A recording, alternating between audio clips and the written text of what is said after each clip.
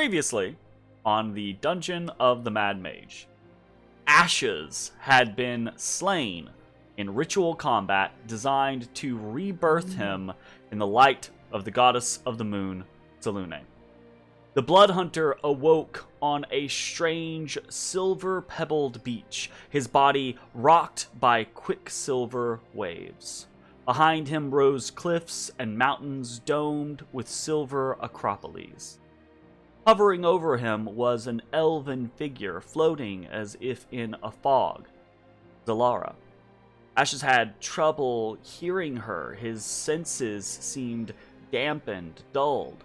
But she explained that they were in Argentil, the gates of the moon, Selûne's realm.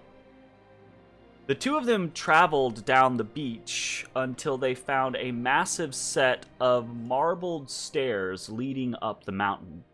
Zalara identified it as the Infinite Staircase, a pathway that connected to almost everything.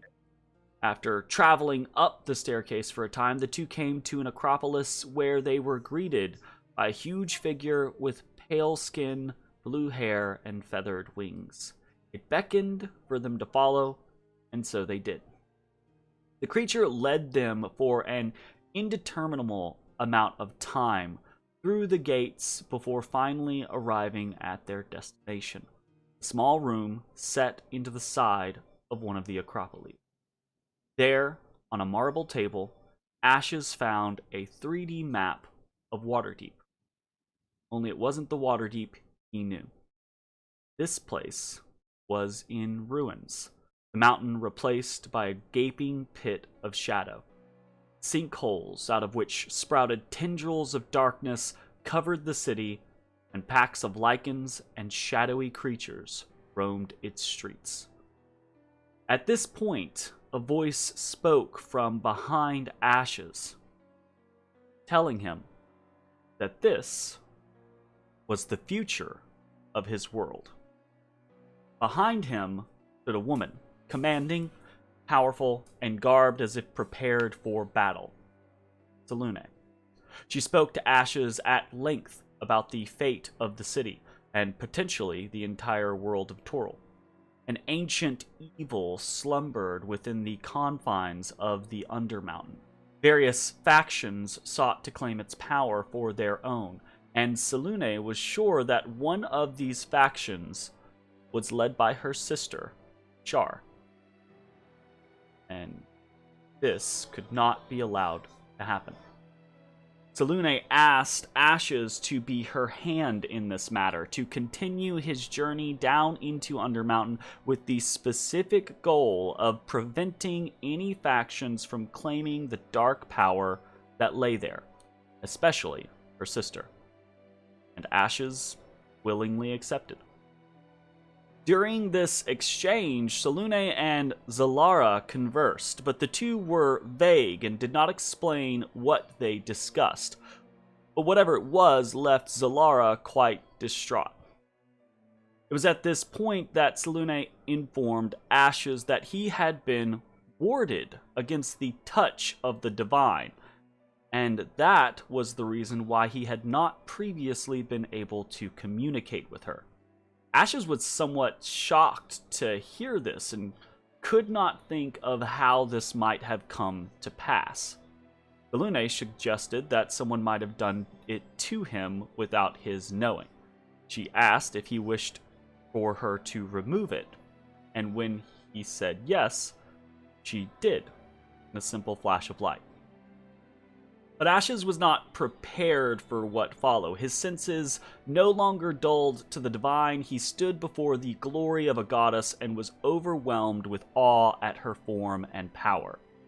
Selûne took pity on the Blood Hunter and restored part of the divine block, at least until he was ready to leave. Still, with most of the block removed, Ashes could smell salt on the ocean air, hear music all around him, and he could see, much more clearly, Zalara. As a final action in Argentil, Ashes chose to dedicate himself to Selûne, a process that seemingly had no ritual. The goddess accepted his dedication, gave him her blessing, and sent him home to endeavor against the future that he had seen here. What the fuck, Odie? He just knocked over his food bowl. I'll deal with that later. When Ashes awoke, he was on a cot in the Temple of the Moon with Ta'Veren by his side. The warden welcomed Ashes as he would a sibling, and after conversing with him, led him out of the temple to meet back up with Matashtai. On the morrow, Ashes, Ezrah, and Matt made some arrangements before heading to the Yawning Portal in order to venture back into the dungeon of the Mad Mage. But once they arrived at the portal, they were accosted by Halaster Silvermane. The Lord's Alliance member was drunk and accused the party of abandoning a City Watch captain, Hustis Staggett, while in the Xanathar's lair. The confrontation came to nothing, but it left a bad taste in the party's mouth. It was clear that not everyone thought them the heroes they were proclaimed to be. While the others were going through this, Bones and the Skull Takers on the 6th level of the dungeon were attacked by a cornucopia of carrion crawlers. The Skull Taker patrols were taken by surprise and unable to soften the carrion crawlers before the creatures attacked the main body of the tribe. Bones did not engage, trusting that the goblins would handle the situation and wanting both to give the tribe a chance to prove itself and an opportunity to analyze its failures and understand that it needed to do better. Battle was tough, but the Skull Takers managed to slay the crawlers without any fatalities. But there were injuries. Several. There was a somber air to the goblins as they arrayed themselves before Bones after the battle. Few words were exchanged, but the message was clear. The Skull Takers would have to work harder if they wanted to succeed here. Meanwhile, after the altercation with Halaster Silvermane, the rest of the party headed back down into the 1st level of the dungeon, intent on making it back to the 6th floor where they could reconvene with Bones. But they didn't make it very far. Awaiting them in the Forest of Pillars was Artur Morlun, the mysterious Baron of Blood. He seemed aware of Ash's dedication to Selûne, but didn't seem perturbed. In fact, he seemed sure that he and the party's motives were now more aligned than ever. Artur claimed to be concerned about an ancient rival of his, another vampire that he feared might be after the same shadowy power